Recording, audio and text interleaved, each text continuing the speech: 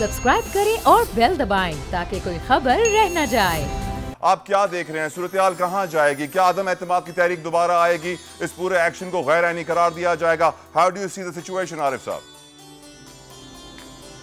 बहुत शुक्रिया। बात बड़ी सीधी है। अगर तो सुप्रीम कोर्ट सिर्फ गई रूलिंग के बारे में कि क्या डिप्टी स्पीकर की रूलिंग दुरुस्त थी या नहीं थी, तो फिर तो मैं समझता हूँ कि हुकूमत का केस है बहुत कमज़ोर।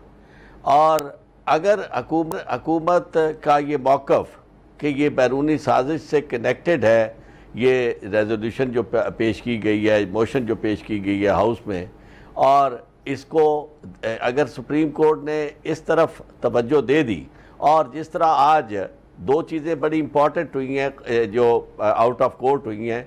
एक तो आई है रूस की तरफ से वजाहत आई है और उन्होंने कहा है कि ये इनकी हुकूमत का तख्ता उलटने या इन्हें वोट आउट करने की through vote of no confidence जो की गई है सारी साजिश या कोशिश, वो अमेरिका के ईमा पर की गई है। सब्सक्राइब करें और बेल दबाएं ताकि कोई खबर रह न जाए।